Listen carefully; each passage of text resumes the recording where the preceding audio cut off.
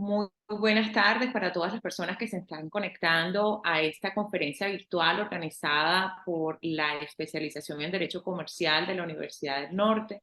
Les damos la más cordial y fraterna bienvenida a este espacio de debate, de conversación alrededor de los mitos del derecho civil y de los contratos en Colombia.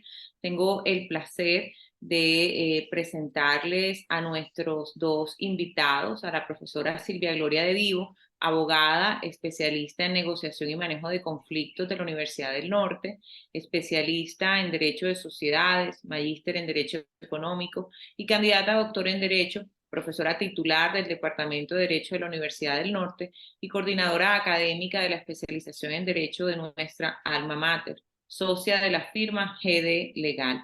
Así como también tengo el honor de presentarles al profesor Pedro Montero Linares, abogado, magíster en Derecho de la Universidad del Norte, asesor jurídico en Derecho Empresarial, consultor en mecanismos alternos de solución de conflictos, profesor catedrático del área de Derecho Procesal en el programa de Derecho de nuestra universidad. Bienvenidos, profesores. Gracias, Nadia. Buenas tardes a todos y a todas. Bueno, no siendo más, yo les doy la palabra a ustedes que vienen a romper esos paradigmas y esos mitos que tenemos los abogados en torno al derecho civil y de los contratos. Éxitos. Gracias, Nadia. Gracias. Bueno, yo estoy muy contenta, Pedrito, de tenerte aquí hoy con nosotros en este espacio que estamos inaugurando en la tarde de hoy. Y este espacio justamente se nos ocurrió con Nadia y con Pedro hacerlo porque yo creo que las conversaciones académicas son importantes y que tenemos tan pocos espacios para dar estas conversaciones, que crear un espacio, aunque sea virtual, para hablar digamos, de cosas que nos encontramos en la literatura, de inconvenientes que nos encontramos cuando analizamos jurisprudencia o cuando analizamos doctrina, yo creo que son muy importantes.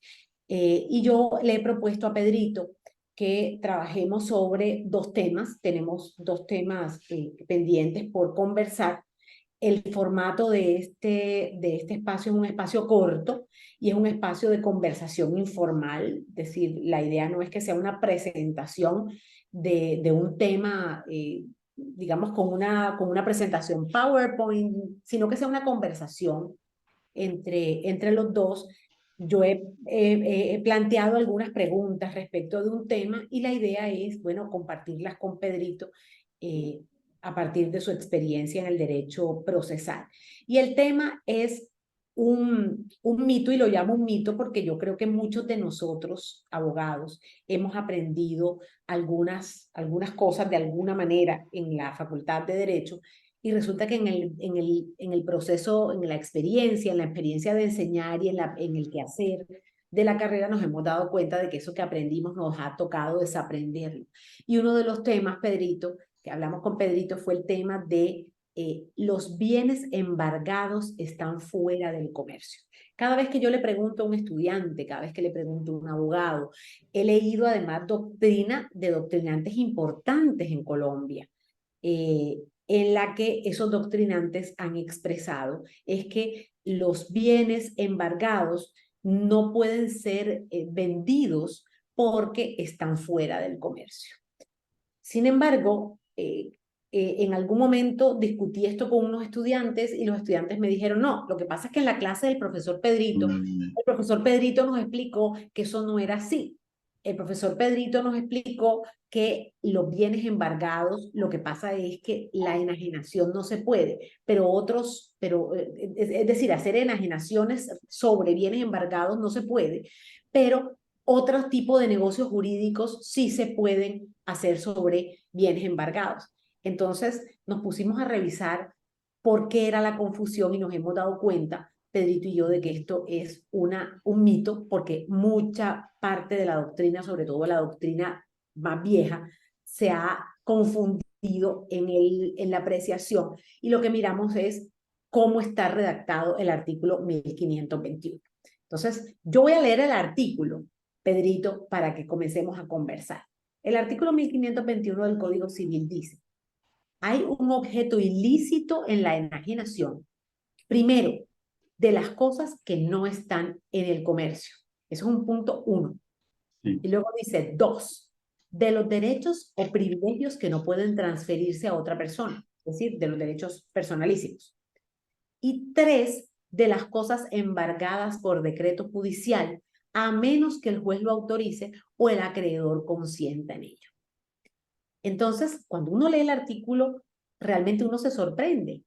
No hay, es decir, el punto 1 habla de cosas que no están en el comercio y el punto 3, como una cosa diferente, dice de las cosas embargadas por decreto judicial, y el punto 1 y el punto 2 y el punto 3, los 3 puntos se refieren es a que haya objeto ilícito en la enajenación.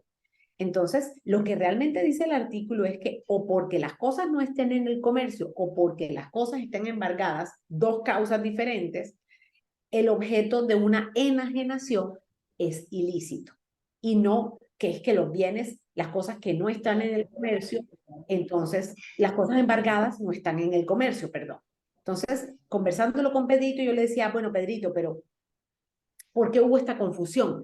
¿Qué puede ser lo que está generando digamos, esa lectura, esa mala lectura del artículo, si esto cuando uno lee el artículo es tan claro? ¿Qué significa que las cosas no estén en el comercio? ¿Cuáles son las cosas que no están en el comercio? Y particularmente, ¿cuál es el efecto del embargo en una cosa? Okay. Entonces, bueno, Pedrito, me gustaría muchísimo que tú nos contaras qué fue lo que viste en ese análisis y por Sí, qué sería que nos confundimos todos con sí. esa apreciación única de dos cosas que son evidentemente y frente al artículo diferentes. Sí, gracias Silvia, y saludos a todos los que están conectados, nuestros estudiantes y amigos y amigas. Realmente esto de la experiencia de la formación jurídica desde nuestra época de estudiantes, eh, siempre hay unas circunstancias que nos colocan a nosotros frente a nuestros profesores para ir recibiendo lo que nos afirman los profesores y darlo como una verdad que se vuelve casi a veces hasta absoluta. Como el profesor dijo, como tal profesor es bueno, como tal profesor todo lo que sustenta es correcto. Se van generando unas creencias que si nosotros no buscamos la manera de poderlas verificar, es muy difícil validarlas. Sin embargo, las creencias, yo voy a retrotraerme un poco desde que yo estudiaba Derecho. Yo eso lo escuché de un profesor, en mi caso particular, de que los embargos tenían un efecto directo sobre el bien, en especial los inmuebles, de que quedaban fuera del comercio y por lo tanto sobre ellos no se podía hacer absolutamente nada hasta cuando esa medida cautelar no se cancelara. Cuando se está en el ejercicio de la carrera, hay que precisar algo muy importante y es que nuestros clientes, las personas que nos consultan desde el punto de vista jurídico, qué hacer frente a esa situación, lo que quieren son soluciones. Y las soluciones muchas veces pueden verse restringidas a partir de esas creencias. La norma leída, es cierto, cuando Silvia me comentó al respecto, y tengo que decirle que eso que ella referencia sobre que algunos estudiantes le dicen, no, es que el profesor Pedro nos dijo tal, a veces los estudiantes lo que hacen en sus preguntas es validar lo que han escuchado a su vez de otros profesores. O sea, entonces la cosa viene como una especie de una cadena. ¿Ve? Y explicarle a un estudiante que muchas veces, a veces tienen también algunas falencias en el derecho procesal, porque a veces no han visto, digamos, la asignatura de procedimiento civil general, a veces el tema de bienes ya está un poquito distante de séptimo semestre. Entonces, ahí hay que tratar de articular algunos temas que nos pueden dar claridad al respecto. Entonces, una de las cosas que me parece a mí que es necesario abordar para tratar de desmitificar eso, de que contra un inmueble que está embargado por encontrarse fuera del comercio, no se puede hacer nada sobre él. Y lo que hay que hacer, y bien lo señalaste Silvia, es que en la lectura, la primera frase del artículo cuando dice hay un objeto ilícito en la enajenación, No es lo mismo poder celebrar algunos actos cuyo objeto sea el inmueble que está embargado, que es cosa diferente a disponer como un atributo del dominio el autendi, es decir, disponer de la enajenación del bien. Es claro que la medida cautelar de embargo y secuestro lo que están haciendo es asegurar el cumplimiento de una eventual sentencia favorable, porque lo que hace la medida cautelar es asegurar, pero no nos está diciendo que es imposible que sobre eso se puedan realizar algunos actos que puedan, de hecho, facilitar que el inmueble se pueda negociar, por ejemplo. Y uno plantea en el caso de los contratos de promesa de compraventa. Sí, vamos a poner un ejemplo. Silvia es demandante, yo soy demandado, me inicia un proceso ejecutivo y embarga un inmueble que está a mi nombre. Desde luego, si se mantiene la creencia que eso está fuera del comercio a partir de la inscripción de la medida cautelar, ese gravamen hace imposible que sobre ese predio yo no pueda hacer nada. Pero realmente no es así, porque incluso si yo busco un asesor y el asesor me dice, bueno, tú le debes a Silvia 100 millones de pesos, pero el inmueble vale 250, vamos a buscar un cliente que si tiene la disposición económica para comprarlo, lo podemos negociar. ¿Y qué es la negociación? Pues ahí es donde entra en juego el tema del contrato de promesa de compraventa, porque el contrato de promesa de compraventa sería un mecanismo que sirve precisamente para realizar ciertos actos que facilitarían la enajenación posterior del inmueble. Por ejemplo, de los 250 yo debo 100, vamos a establecer una cuota inicial de 120 para pagar honorarios, para pagar interés y pagar el capital con Silvia, y ya nosotros veremos cómo tenemos en el juzgado el levantamiento de la medida. Pero ya el inmueble, si se quiere, ya está prometido en venta y ha generado algunos compromisos en relación conmigo, que soy el titular del bien, respecto a la persona que lo quiera comprar.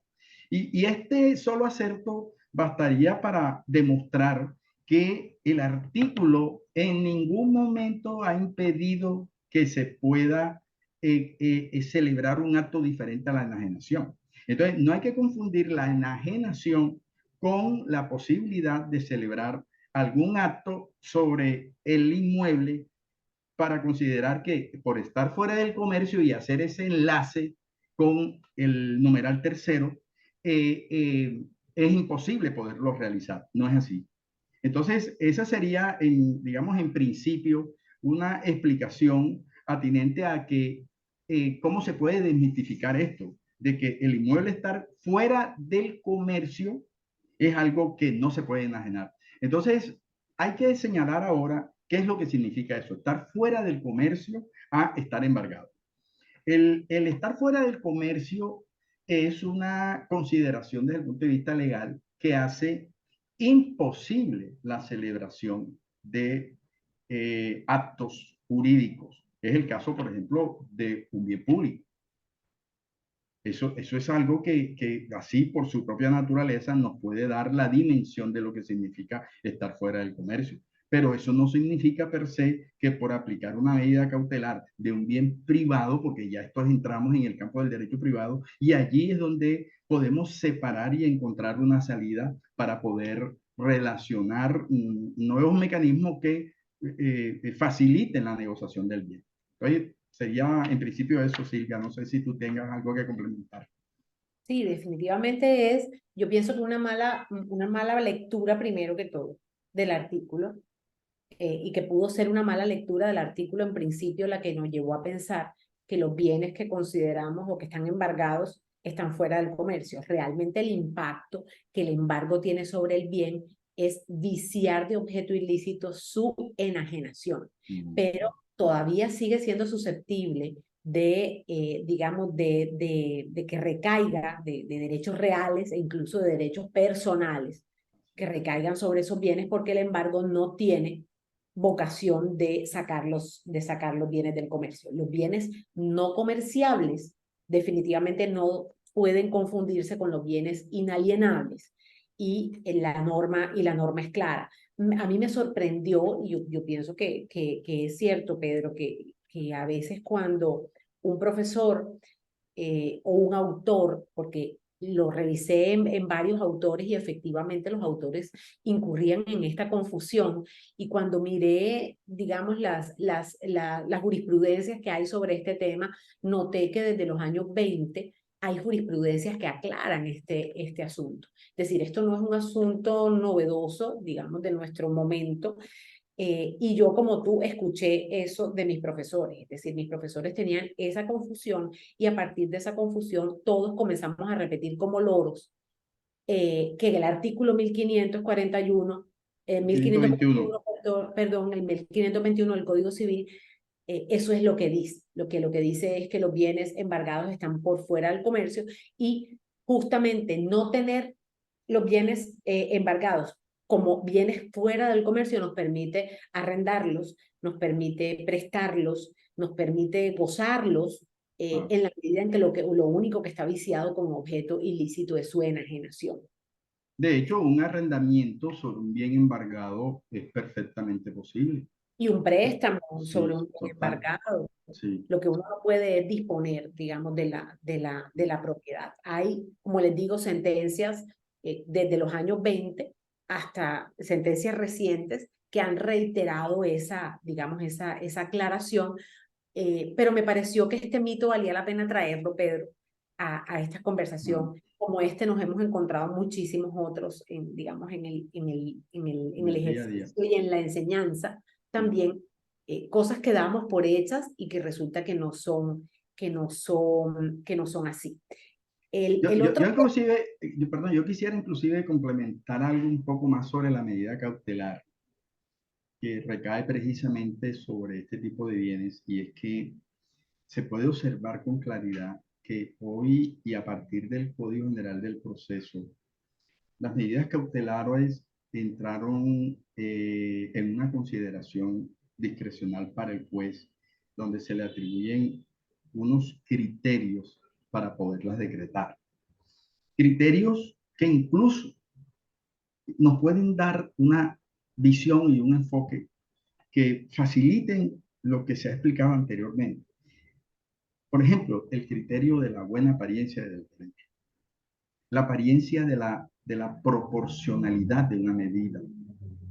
Una medida cautelar, y voy a tratar de comparar los dos sistemas, con el Código de Procedimiento Civil, cuando se embargaba un bien, había que esperar que se realizara un avalúo, por ejemplo, para solicitarle a un juez que liberara un inmueble porque había exceso de medidas cautelares sobre el patrimonio del deudor. Era usual y a uno le parecía que era injusto que una persona que debía 2 millones de pesos le embargaran el carro, su vivienda, las cuentas corrientes, los CDTs, o sea, todo el patrimonio posible. Y luego cuando se hacía el avalúo era cuando se podía entonces decir aquí hay un exceso de medidas cautelares. Con el Código General del Proceso, el juez tiene toda la prerrogativa y tiene toda la facultad de poder establecer desde ese principio si esa medida que se solicita realmente tiene la extensión adecuada o sobrepasa dentro del interés de poder asegurar un patrimonio que dé fe hacia adelante de una sentencia que resulte favorable y pueda ejecutarse la misma con esa medida cautelar. Entonces ahora el juez, en ejercicio de esa facultad y de esos criterios, puede limitarlo, puede limitarlo. En los procesos de sucesión, inclusive, una medida cautelar de embargo y secuestro de un bien no saca el bien de comercio. O sea, es que cuando se dice eso, es que sobre eso no se puede hacer absolutamente nada.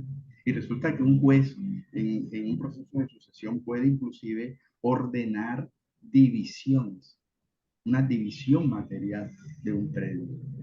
Entonces, todos estos son ejemplos que nos pueden dar luces sobre de qué manera un patrimonio no significa que aunque esté embargado, esté fuera del comercio, porque además, sin la propia intervención del juez de manera directa, un particular, aún con un bien embargado, puede realizar algunos actos sobre el mismo. Lo que sí queda claro y repetimos y hacemos mucho énfasis es que lo que se establece como objeto ilícito es la enajenación.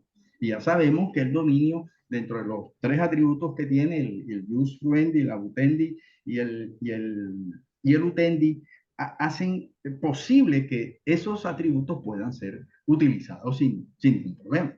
Desde Pedrito, luego, pero si nos vamos a la promesa, el objeto de la promesa es firmar un contrato, es que se suscribir. promete, sí, Exactamente, pero el objeto de la promesa no es la venta misma, sino no. digamos, comprometerse a firmar ese contrato, a suscribir ese contrato.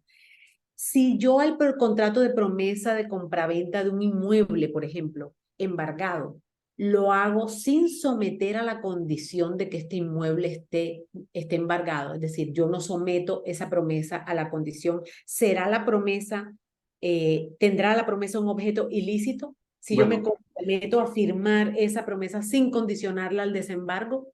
bueno, aquí hay que distinguir, digamos, varias cosas. A mí me parece muy importante la inquietud, Silvia. Y es la siguiente. Yo tengo el inmueble y voy a partir de dos supuestos. El primero es que yo no sé que la medida, que el inmueble que yo tengo a mi nombre tenga una medida cautelar. Entonces yo digo, oye, Silvia, te vendo este inmueble, listo, yo te lo compro, firmamos una promesa. Luego de firmar nos damos cuenta que el inmueble sí tiene un embargo. Fíjate, aquí va a entrar en juego el tema de los deberes de información y las diligencias que deben acompañar en la celebración de los contratos.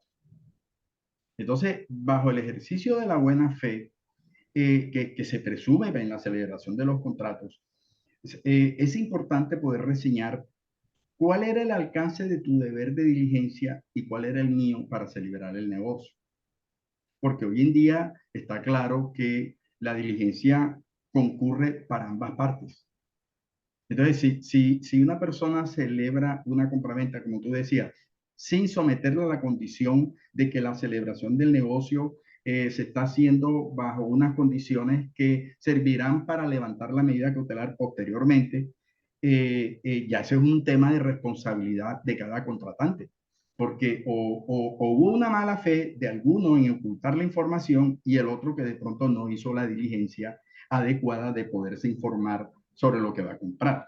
Entonces, Pero Pedrito, yo más allá de la buena fe o de la mala fe, digamos, a mí me parece que para inmueble sería muy difícil, digamos, atribuir la mala fe del vendedor, en este caso del promitente vendedor, porque en materia de inmuebles la medida tendría que haber estado inscrita. totalmente. Entonces, Dicho, pero pensando en que fue un acuerdo entre las partes, es decir, las partes a sabiendas de que lo que vicia el consentimiento o lo que vicia el contrato de objeto ilícito es la enajenación y la promesa no importa o no implica una enajenación no de sería objeto el ilícito. contrato. Yo pensaría que No no. sería objeto Pensaría que ilícito. inclusive si yo no someto No. esa promesa de compraventa a una condición o a la condición de que se levante el embargo, de todas maneras la promesa sería válida. Yo no la entendería viciada por objeto ilícito porque Así finalmente es. si la parte que tiene a su cargo vender o transferir no puede hacerlo efectivamente en el momento, Ya es un tema de es responsabilidad de un él. tema de incumplimiento, Sí, es un exactamente. tema de responsabilidad y tendríamos que pensar que ese contrato de promesa de compraventa tiene unas cargas pecuniarias, una cláusula penal, unas arras que tendrá que someterse a ellas, porque el incumplimiento es precisamente no cumplir con el contrato prometido, Exactamente. no enajenar, ojo, que también hay que decir. Entonces, en Colombia, por ejemplo, la venta de cosas ajena vale, la venta simultánea y concurrente a muchas personas sobre el mismo objeto vale.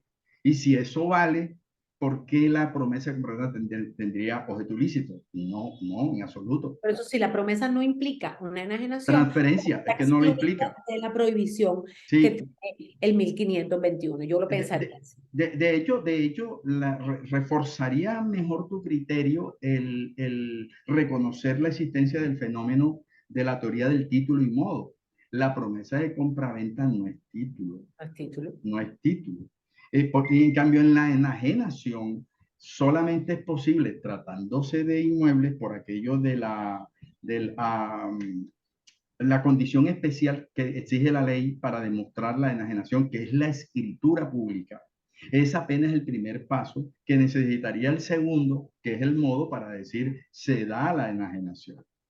Entonces Claro, la promesa de compra-venta no entraña ni lo uno ni entraña lo otro. así Por es. eso entraríamos expresamente en la esfera de las responsabilidades a lo cual se compromete cada contratante. El vendedor de cumplir el contrato, el comprador tal vez de pagar algunas sumas de dinero. Entonces, si hay incumplimiento, eso lo está asumiendo, en este caso, por ejemplo, el vendedor, sabiendo o no. Ahora, tú me dices, no, es que yo, independientemente que yo no someta a la condición de la promesa de compraventa, el levantamiento de la medida del embargo, en mi autonomía de la voluntad, yo puedo firmar un contrato de promesa de compraventa sin siquiera mencionar eso. ¿Es un objeto ilícito? Pues no, así lo hicieron las partes. Esa es la responsabilidad que está cargando precisamente quien asume la condición de ser promitente vendedor. Allá él, como dice uno, con sus responsabilidades. Así es, Pedrito. Bueno, Pedrito, yo te quiero proponer un segundo tema. Te quiero Sí, proponer un segundo tema. Y el tema es, digamos, también otro entendido que noto que tienen muchos estudiantes y muchos profesionales del derecho, y es poner en un mismo nivel, digamos, sistémico, en un mismo nivel conceptual, varios conceptos, 4 conceptos particulares que tiene la teoría del contrato, y son la ineficacia, la inexistencia, la invalidez y la inoponibilidad.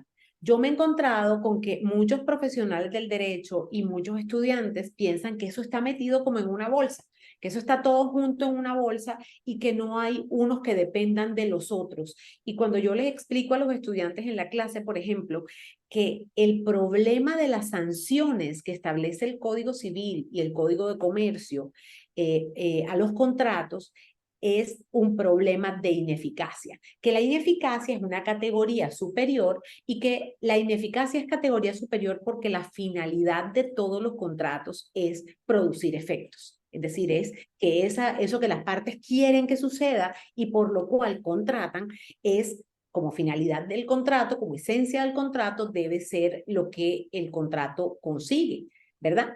Y cuando el contrato no cumple de alguna manera con los elementos o las características o los procesos o las informaciones que debe tener, entonces la ley lo que hace es establecer una serie de sanciones que lo que hacen es generar esa ineficacia por alguna vía. Entonces, les explico a través de cuadros o de cuadros sinópticos que, digamos, me permiten establecer niveles, ese nivel superior de la ineficacia, y luego entonces les explico la inexistencia, la invalidez y la inoponibilidad como rutas o como vías para que el contrato, o mejor dicho, razones por las cuales ese contrato va a no producir los efectos deseados, es decir, que va a estar salpicado de la ineficacia. Pero entonces luego explico, bueno, cuando el contrato no tiene los elementos esenciales para existir, pues será inexistente. Pero la inexistencia es una categoría que solamente estableció el Código de Comercio, no la establece el Código Civil, y el Código de Comercio cuando la establece como de ocurrencia de pleno derecho. Es decir, sí. si algo no existe, no existe. ¿Por qué no existe? Porque no existe, y yo no requiero de una declaración de un juez para saber que eso que no existe, no existe. Porque como no existe, pues simplemente no existe. Y respecto de la invalidez, ahí sí entonces las normas, tanto la civil como la mercantil, me indican usted debe ir a donde el juez y pedirle la nulidad, alegando que por alguna circunstancia de las descritas por la normativa, ese contrato es inválido. Es decir, ya no es que no tiene objeto, ya no es que no tiene causa, sino que tiene un objeto ilícito o tiene una causa ilícita, ¿verdad? Entonces usted debe ir donde un juez a que le declare la nulidad. Pero luego me encuentro con la realidad, y que en la realidad, cuando yo tengo un contrato, y yo creo que tengo un contrato, y la otra parte del contrato me dice a mí, es que este contrato es inexistente porque este contrato no tiene objeto o tiene un objeto ilícito, perdón, no tiene objeto o no tiene causa, ¿verdad? O falta alguna de las partes, esto es un autocontrato, esto es un contrato hecho de yo con yo, entonces no hay partes en este contrato, entonces aquí no hay contrato. Y yo pienso que si hay contrato, ¿quién me dice a mí que ese contrato realmente no existe? Yo en la realidad, en la realidad de la vida y de los negocios, en el tráfico jurídico, yo sí necesito un tercero juez, un tercer objetivo, un tercero con autoridad que me diga que eso es inexistente cuando no hay acuerdo sobre eso entre las partes, ¿verdad? Entonces, viene la pregunta, Pedro, y viene la pregunta procesal de cómo hago yo para pedirle al juez que declare la inexistencia y esperar que él no me vaya a decir de pronto yo no soy competente para declarar la inexistencia porque la inexistencia de acuerdo con la ley opera de pleno derecho y entonces yo no voy a fallar esto que usted me ha pedido porque, digamos, la inexistencia no necesita un pronunciamiento mío. Yo mal haría yo en pronunciarme sobre esto porque me extralimito. Y la otra ruta es, bueno, entonces yo le voy a decir al juez, señor juez, como usted lo que puede declarar es la nulidad, pero la nulidad deriva de la invalidez, entonces declare la nulidad, pero por inexistencia. Entonces, a mí en mi lógica se me ocurre pensar, Pedro, que si yo le pido al juez que declare la nulidad por inexistencia, lo que estoy pidiendo es una cosa loca, porque ¿cómo le voy a pedir a usted que anule una cosa? Es decir, que retrotraiga todos los efectos que se supone que tuvo, si eso se supone que es inexistente. Entonces, a mí me gustaría que tú nos conversaras procesalmente yo qué recursos tengo, cómo opera, digamos, en la práctica del derecho esta situación, cuando yo tengo una inexistencia que debería operar de pleno derecho, pero que no es aceptada por ambas partes. ¿Yo cómo hago para pedir esto, Pedro, ante el juez? ¿Cómo opera esto procesalmente en la realidad? Bueno, Silvia, ante todo, primero hay que tratar de ubicarnos de la manera, como dices tú, en un esquema de qué es eso, de qué son esos conceptos. Eh, Salvo mejor opinión, digamos, y lo digo a riesgo de estar equivocado, la ineficacia no es un concepto propiamente dicho. O sea, la ineficacia es una consecuencia de otros fenómenos, digamos, de otros fenómenos específicos, entre ellos la inexistencia, la invalidez, inclusive la anulabilidad, que la recoge el Código de Comercio. Cuando uno va, por ejemplo, a analizar una situación en donde voy a preparar una demanda y voy a establecer si hay invalidez, si hay inexistencia de un contrato, lo primero que debemos tratar de establecer es qué es lo que determina la inexistencia de un contrato. Y la doctrina y la misma norma sustancial han señalado que la existencia de un contrato es la concurrencia de sus elementos esenciales. De tal manera que si a contrario sensu, un contrato no tiene un requisito de su esencia, estamos hablando de que eso afecta su existencia. O sea, estamos hablando de que es una nada jurídica. Y como esa nada jurídica no tendría para el derecho ningún interés, porque ¿por qué se va a demandar la inexistencia de un contrato que ya de por sí no existe? Entonces, aquí hay un detalle y es que a pesar de que la norma o se pueda considerar que hay inexistencia de pleno derecho, porque falta la concurrencia de un elemento sustancial, eso en la práctica nos lleva a considerar la necesidad de poderla demandar, pero solo cuando hay prestaciones económicas que se han cumplido y se necesitan que puedan ser reintegradas o restablecidas.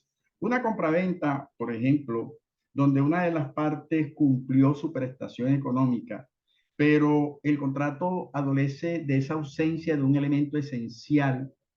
¿Cómo haría para hacer posible el reintegro del dinero que entregó?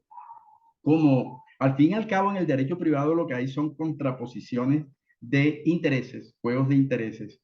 Es necesario demandar la inexistencia del contrato, pero no para que un juez diga si existe o no existe, sino para evitar el enriquecimiento sin causa, donde una persona se beneficia en su patrimonio en detrimento del patrimonio del otro contratante. Entonces, cuando desde esa figura como una especie, que es la inexistencia,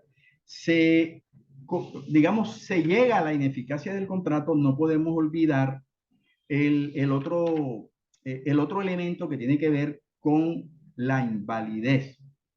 O sea, el artículo del Código de Comercio 1501, voy a buscarlo por aquí, 1501. Aquí está el artículo, dice, se distinguen en cada contrato las cosas que son de su esencia, las que son de su naturaleza y las puramente accidentales. Entonces dice, son de la esencia de un contrato aquellas cosas sin las cuales o no produce efecto alguno o degenera en otro contrato diferente. Allí es donde está, digamos, la sustentación de la inexistencia de un contrato.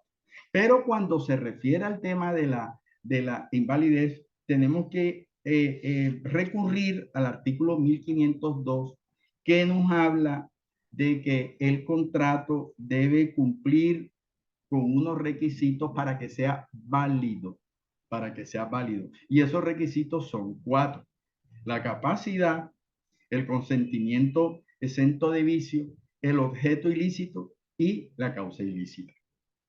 Entonces, en ese contexto de esas causales, tenemos que ubicar la problemática que le vamos a llevar al juez. Repito, porque lo que conlleva a la nulidad del contrato son la falta de requisitos de validez del contrato. Eso es lo que nos arroja la nulidad del contrato, por falta de requisitos que le dan validez al mismo. Y por eso es que hablamos de nulidades absolutas, hablamos de nulidades relativas. Entonces, que ya están pues nominadas y están decantadas por la misma jurisprudencia. Entonces, en función de esto, Silvia, el primer análisis de lo que corresponde hacer para una demanda y para que se pueda elaborar las pretensiones con una técnica adecuada, digamos, primera pretensión principal, segunda de la primera, tercera, tal, esa técnica procesal de poder establecer cada una de las pretensiones tiene que partir de la identificación si uno va a recurrir a la justicia para buscar el amparo, para restablecer una prestación económica o bien para que se declare la nulidad de un contrato.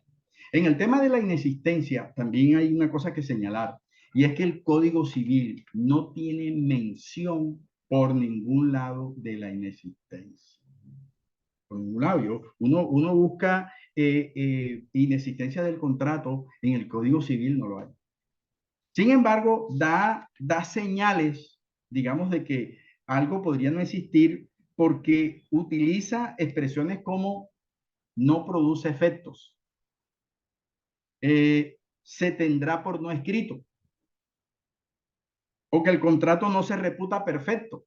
Allí es donde se interpreta bajo esas frases la inexistencia, pero no hay un señalamiento expreso como sí lo tenemos, por ejemplo, con el tema de las causales de invalidez. En cambio, desde el ámbito mercantil, la inexistencia del contrato sí se da en el derecho privado porque el Código de Comercio sí se refiere de manera muy expresa sobre la inexistencia del contrato. Ese sí lo menciona.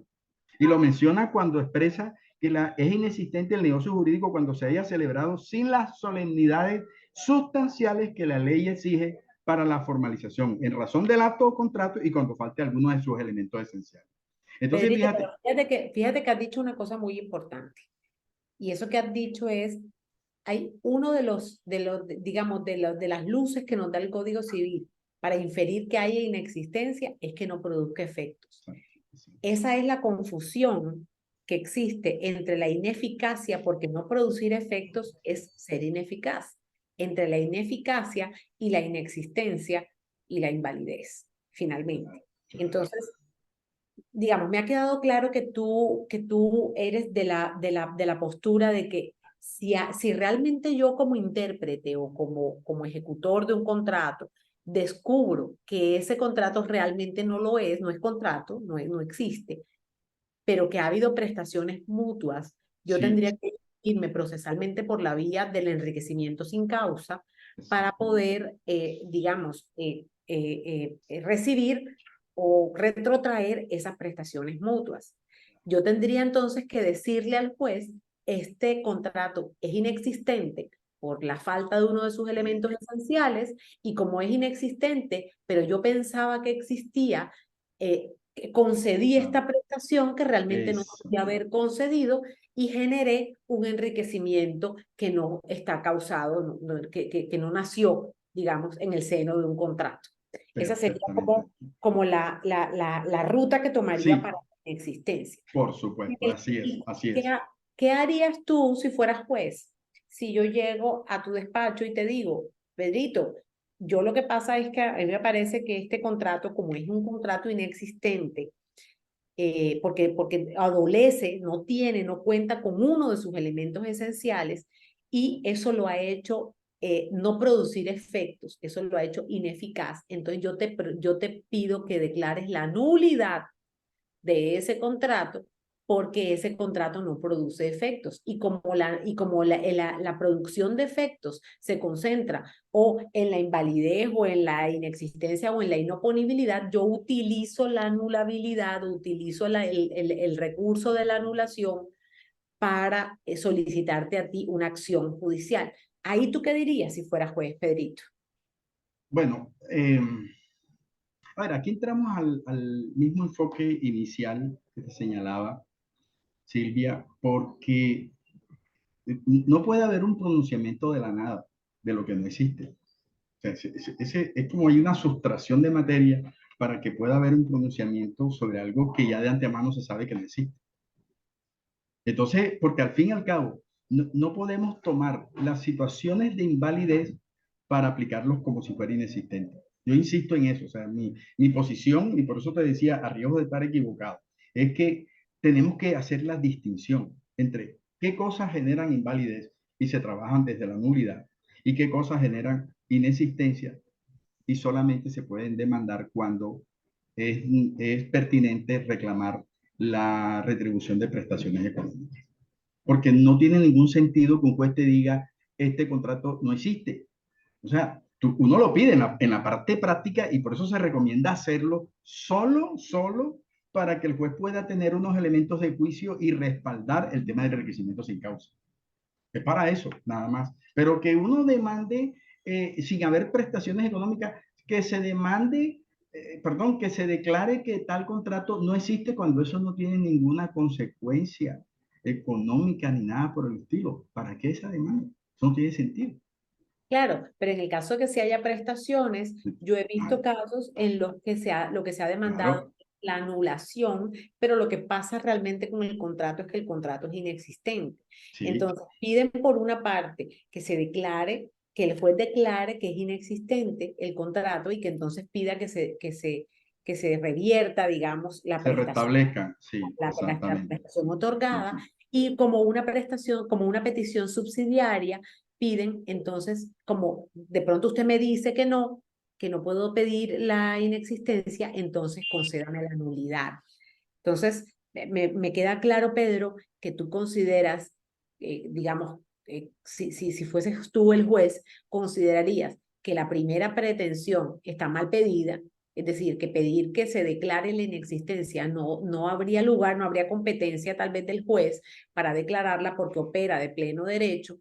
Y lo que habría que pedir es digamos, una declaración de que ha habido un enriquecimiento sin causa porque Claro. incumplido, porque, es decir, porque no había contrato, es decir, que la Así declaración es, de eso, o sea, inexistencia es como una consecuencia del enriquecimiento sin causa y no una declaración, digamos, de petición principal. sí, Y que porque definitivamente la anulación no se debería poder pedir por inexistencia, sino por haber incurrido en causales de invalidez, por de causales de invalidez, que tiene el artículo 1502. Ahí vamos teniendo nosotros, digamos, en el desarrollo de los artículos subsiguientes, el que ahí cabe, pues, como te decía, el tema de la capacidad de ejercicio, de goce, el tema de la causa y objeto ilícito, desde luego, ahí cabe también. Y también cabe en el tema del consentimiento cuando ha sido viciado por alguno de los fenómenos que también establece la norma sustancial. Entonces, ahí sí, Otro punto ahí mismo en ese tema es esta discusión que se ha generado respecto de la aplicabilidad de las disposiciones del Código de Comercio para negocios o negocios jurídicos civiles. En este caso, la doctrina se divide. La doctrina se divide en concluir que no se pueden hacer digamos, interpretaciones analógicas o no se puede hacer aplicación directa de las normas comerciales cuando se trata de negocios civiles por ser la normativa comercial más especial que la civil. Y hay otras interpretaciones que dicen que como el Código de Comercio fue posterior y que, digamos, en general el Código de Comercio vino a reemplazar un montón de actividades y actualizar un montón de principios y conceptos incorporados inicialmente en el Código Civil, sí que se puede hacer una remisión directa también de reversa de normas que aparecen en el Código de Comercio en negocios civiles. ¿Tú piensas que en este caso el tema de la inexistencia y el concepto de inexistencia puede ser, digamos, utilizado para los negocios civiles por una remisión directa desde lo civil hacia lo comercial, o qué argumentarías tú procesalmente, Pedro? bueno, lo que siempre he visto es eh, los vacíos del Código de Comercio siempre remiten para el civil. Eso es lo que, digamos, Y he claro, encontrado. porque está la Sí, norma remitiendo directamente. claro, claro. Entonces, cuando en el ámbito, y a mí me parece que el ámbito mercantil, la especificidad es mayor y es un poco más clara en muchos de los fenómenos litigiosos que se presentan, digamos, en muchos de los contratos. Ahora, que yo considerar que puedo manejar la inexistencia me dice que desde lo civil al Desde mercantil, lo así es. civil, si el civil se supone que no lo regula, no regula ese fenómeno de la Sí, inexistencia sí. y no te dice cómo hacer.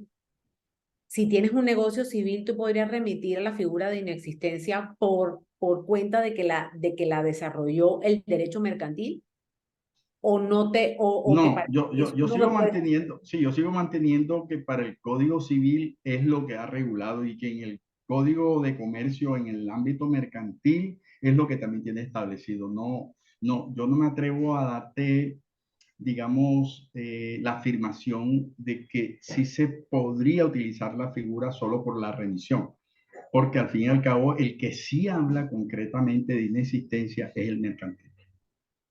En el mercantil sí nos habla concretamente, cosa que no sucede con el civil, que se infiere de la frase que tú ahorita también mencionaste, de que no produce efectos, de que se entera por no escrito. Ese tema no es fácil llevarlo al ámbito mercantil, porque en el ámbito mercantil la norma se plantea con mayor claridad. El artículo, el 897. En el 897 nos está diciendo, no sé si tengamos un código de comercio ahí a la mano, pero ahí se establece por qué se habla de inexistencia concretamente. Pero yo no me atrevería, Silvia, de verdad, en principio, a hacer esa extensión de esa remisión. Pedro, yo sí me atrevería. Yo soy atrevida, pero Ajá, dale.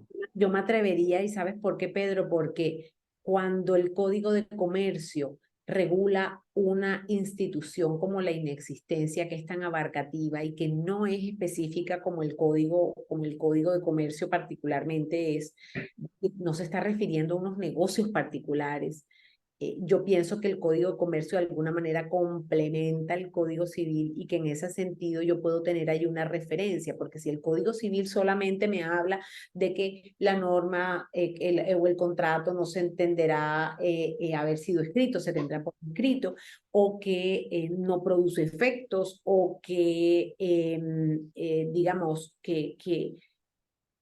cuando el código me da luces de que hay una figura que existe, pero realmente esa figura no está expresada en esos términos o no tiene los efectos o no tiene las características que me establece el Código de Comercio, yo podría usarlo como referencia. Yo he visto doctrina, Sí, no poca, que lo acepta, pero también he visto doctrina tanto, digamos, de las cortes como doctrina de autores que defienden los dos postulados y yo pensaría que, bueno, en mi opinión, que sí se podría usar la referencia que hace el Código de Comercio, que fue por su posterioridad y porque en la regulación digamos, de esa figura en particular, él no es especial.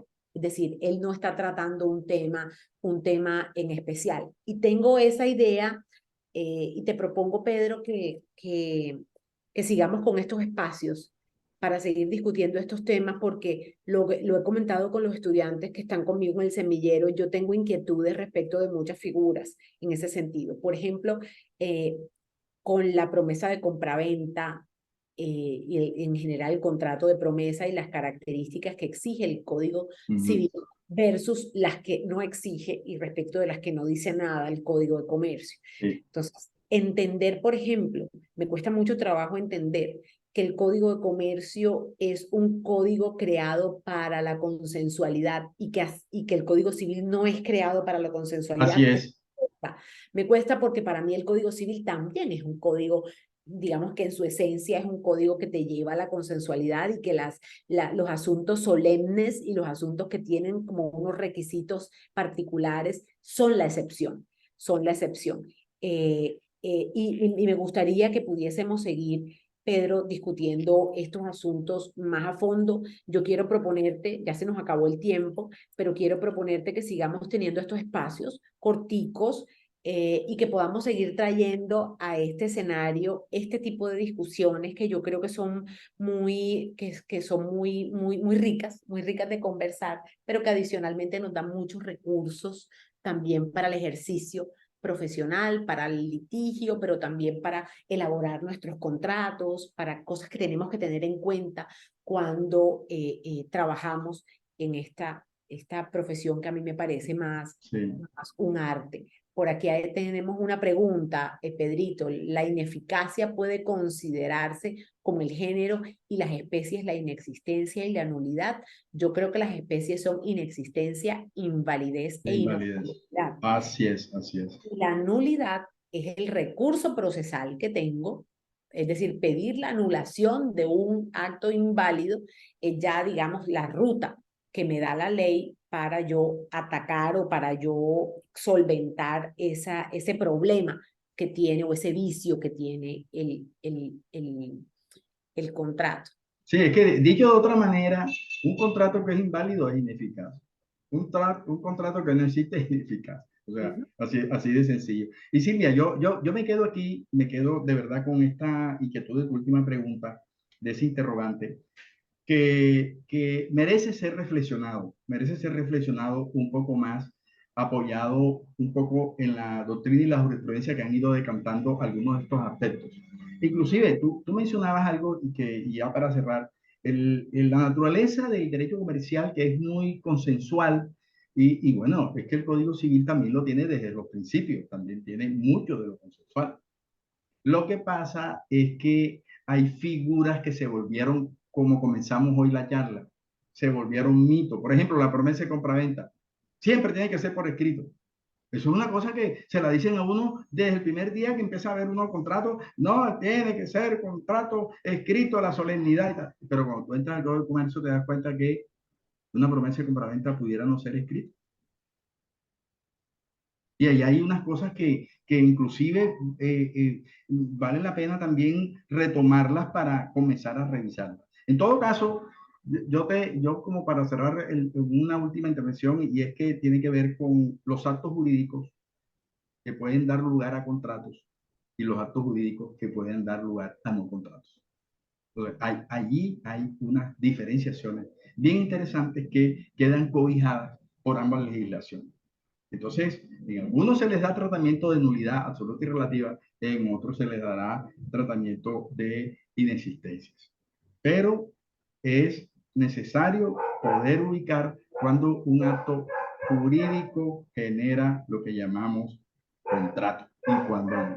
Eso también nos da un poco las luces. Y quiero recomendar a todos los estudiantes que están por aquí conectados que en el ámbito jurídico, el último ámbito jurídico, el de esta quincena, salió un artículo bien interesante sobre esto de la inexistencia. ¿Me puede regalar un minuto, Nadia? Qué delicia de conversación esta. Me parece deliciosa la conversación y yo creo que Señor, todo suyo.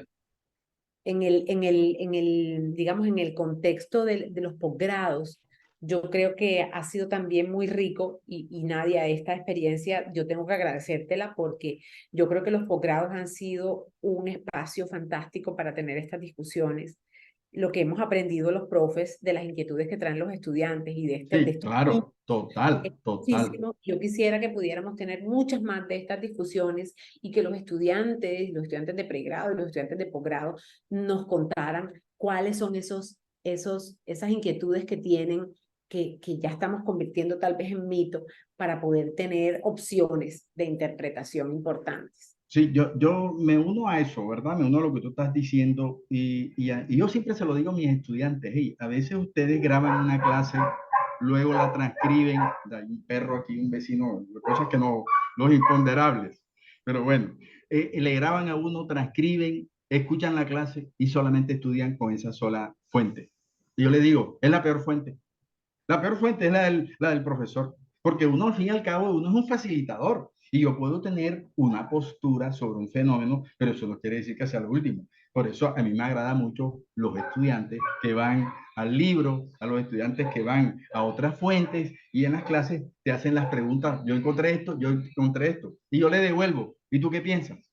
Porque la idea no es que encuentren la validación de la inquietud en lo que les diga el profesor, y mis buenos estudiantes lo recordarán que siempre lo hago en clase. Yo voy a decir, profesor, pero es que me gustaría saber qué piensa usted. Pero es que el que yo piense, yo sé que lo van a tomar como cierre. La realidad, Sí, claro. como el cierre del tema y no es eso. Entonces, mira, lo que les decía era que en el último ámbito jurídico hay un artículo escrito por Daniel Felipe Duque que se llama La nulidad por objeto ilícito y el abuso del derecho. Los regímenes civil y comercial contienen sucintas diferencias en relación con las causales de nulidad absoluta del negocio jurídico. Es decir, yo invito a los estudiantes que, aparte de lo que han escuchado hoy, la postura de Silvia, la postura mía, hemos coincidido en una, en otras de pronto no. Eso es lo que me agrada a mí de un diálogo. Aquí pueden encontrar otra visión, pueden encontrar otro enfoque de la problemática. Y nos va ilustrando y nos va dando criterios, que es lo que uno quiere encontrar. Criterios jurídicos. Digo, para mí el mejor estudiante es el que, lejos de repetir lo que el profesor le dijo, es que vaya sustentando una postura. A mí me parece eso súper maravilloso en una clase. Ahí es donde uno siente que está realizado en una clase, en un aula de clase. Cuando uno encuentra al estudiante que va sustentando su propio criterio o se va lleno de reflexiones. Esa es la otra. Hombre, yo voy a seguir en esto, no me quedó claro. Yo tenía un estudiante que me decía, profesor, sabes que no quedé convencida. Y yo decía, caramba, sí, este es el estudiante que yo quiero, que no se vaya convencido de mí de nada. ¿Entiendes? Entonces, qué bacano, porque cuando uno vuelve a la clase, ay, ¿qué encontraste? Está tal. Y mira la sorpresa que uno se lleva cuando uno encuentra a los estudiantes que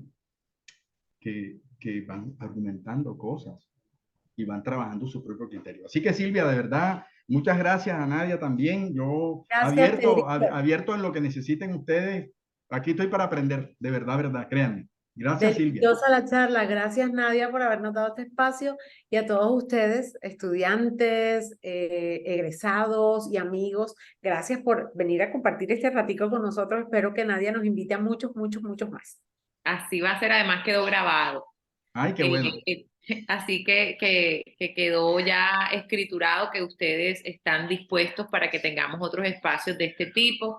Yo creo que hay algunas preguntas que quedaron sin... Ah, bueno, sí, vamos a seguir con los espacios, Juan. De hecho, nosotros organizamos diferentes escenarios. Uno de ellos son las masterclass que estamos organizando a lo largo de todo el semestre, que son espacios presenciales mucho más prácticos y que van enfocados a partir de algún tema concreto de un área del conocimiento, desarrollar desde la práctica la apropiación o la aproximación mejor a esas habilidades y esos resultados de aprendizaje que el programa de posgrado que lo organiza desea que los futuros estudiantes desarrollen. Yo quiero invitarlos a los que tengan en su proyecto profesional continuar con su proceso de formación, a conocer nuestra oferta formativa de programas de posgrado que está integrada por 18 especializaciones, 11 maestrías y un doctorado. En estos momentos tenemos inscripciones abiertas en la especialización en Derecho Comercial, programa que ha organizado este espacio con el acompañamiento de la profesora Silvia y del profesor Pedro Montero. Contarles que, bueno, las puertas de la universidad están abiertas para todos aquellos que quieran hacer parte de nuestra comunidad uninorteña como estudiantes de posgrados, y bueno, la dirección está atenta para atender los requerimientos, las inquietudes que tengan frente a ese proceso. Estaré invitándoles nuevamente a todos los espacios que vamos a tener a lo largo de todo el semestre, así que contamos con todos ustedes. Mil y mil gracias al equipo de mercadeo, a Fabiola Alcalá, coordinadora administrativa del programa, a la doctora Silvia, coordinadora académica de la especialización en Derecho Comercial, y al profesor Pedro Montero, profesor de Generaciones y uno de nuestros panelistas aquí especiales. Un fuerte abrazo para todos, feliz noche. Gracias. Chao, Fabio. Chao, Silvia. Gracias. Nadia, muchas gracias por todo. Buenas Un noches. abrazo, profe, a ti.